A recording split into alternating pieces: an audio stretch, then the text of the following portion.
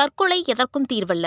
மன அழுத்தம் ஏற்பட்டாலோ, தற்கொலை எண்ணம் வந்தாலோ அதிலிருந்து விடுபடுவதற்கு தமிழக சுகாதார சேவை உதவி மையம் 104 அல்லது ஸ்னேகா தற்கொலை தடுப்பு உதவி மையம் 0442640050 ஆகிய எண்களை அழைக்கலாம். அசைவ உணவு சாப்பிடுவதை கண்டித்து பொதுவெளியில் காதலர் திட்டியதால் மனமுடைந்த பெண் விமானி தற்கொலை செய்து கொண்டார். அவருடைய காதலர் கைது செய்யப்பட்டு சிறையில் அடைக்கப்பட்டுள்ளார். என்ன நடந்தது என்பதை தொகுப்பில் பார்க்க இருக்கிறோம். உத்தரப்பிரதேசத்தைச் சேர்ந்த ஏர் இந்தியா பைலட்டான சிருஷ்டி துலே பணிக்காக கடந்த ஆண்டு முதல் மகாராஷ்டிராவில் வசித்து வந்துள்ளார். மும்பையின் மரோலி என்ற பகுதியில் வசித்த 25 வயதான துலே தனது வீட்டில் தூக்கிட்டு தற்கொலை செய்து கொண்டுள்ளார். கேபிள் வயரை பயன்படுத்தி தூக்கிட்டு கொண்டதாக தெரிவித்துள்ள காவல்துறையினர் தற்கொலை கடிதம் எதுவும் அவரது வீட்டிலிருந்து கண்டெடுக்கப்படவில்லை என தெரிவித்துள்ளனர். இந்த சம்பவத்தில் திடீர் திருப்பமாக துலியின் காதலர் ஆதித்யா பண்டிட் கைது செய்யப்பட்டுள்ளார். 27 வயதான ஆதித்யா டெல்லியில் உள்ள விமான பயிற்சி பள்ளியில் துலியுடன் சேர்ந்து பயின்று வந்துள்ளார். பயிற்சி காலத்தில் இருவருக்கும் இடையே காதல் ஏற்பட்டதாக கூறப்படுகிறது. பயிற்சியில் தேர்வாகி பைலட்டாக துலி தேர்வான நிலையில் ஆதித்யாவால் தேர்ச்சி பெற முடியாமல் போனது. எனினும் இருவருக்கும் இடையிலான நல்லுறவு தொடர்ந்து இருந்து வந்துள்ளது. தற்கொலை சம்பவத்திற்கு முன்பு பணி முடிந்து துலி வீடு திரும்பியதும் அவருக்கும் ஆதித்யாவுக்கும் இடையே சண்டை ஏற்பட்டதாக தெரிகிறது. நள்ளிரவு 1 மணி அளவில் இருவருக்கும் இடையில் வாக்குவாதம் ஏற்படவே கோபத்தில் ஆதித்யா தனது காரில் டெல்லிக்கு புறப்பட்டுள்ளார்.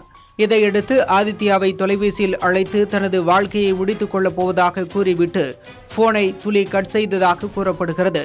இதனால் அதிர்ச்சியடைந்த ஆதித்யா விரைந்து வந்து பார்த்தபோது தூக்கில் தொங்கிய நிலையில் துலி இருந்துள்ளார். அவரை மீட்டு மருத்துவமனைக்கு எடுத்துச் சென்றபோது அவர் ஏற்கனவே உயிரிழந்து விட்டதாக மருத்துவர்கள் தெரிவித்துள்ளனர். கொலைக்கு தூண்டிய வழக்கில் ஆதித்யா கைது செய்யப்பட்ட நிலையில் ஆதித்யா மீது துலியின் பெற்றோரும் காவல்துறையிடம் புகார் அளித்துள்ளனர். சமீபத்தில் நடந்த ஒரு நிகழ்ச்சியில் அசைவ உணவு சாப்பிட்டதற்காக துலியை பொதுவெளியில் வைத்து ஆதித்யா அவதூறாக திட்டியதாகவும் உணவு பழக்க வழக்கங்களை மாற்றிக்கொள்ள வலியுறுத்தி தொடர்ந்து துன்புறுத்தி வந்ததாகவும் அவர்கள் தெரிவித்துள்ளனர். சில நாட்களுக்கு முன்பு துலியின் வங்கிக் கணக்கிலிருந்து 65,000 ரூபாய் பணம் ஆதித்யாவுக்கு பரிமாற்றம் செய்யப்பட்டதாகவும் பெற்றோர் தரப்பில் தெரிவிக்கப்பட்டுள்ளது. இந்த சம்பவத்திற்கு 15 நிமிடங்களுக்கு முன்பு வரை தனது தாயிடம் சிருஷ்டி தொலைபேசியில் நன்றாக பேசியதாக தெரிவித்துள்ளனர். அத்தோடு தங்கள் மகள் தற்கொலை செய்து கொள்ளவில்லை என தெரிவித்துள்ள அவர்கள் கொலை செய்யப்பட்டுள்ளதாகவும் குற்றம் சாட்டியுள்ளனர். போபாய் காவல் நிலையத்தில் ஆதித்யா மீது வழக்கு பதிவு செய்யப்பட்டுள்ளது.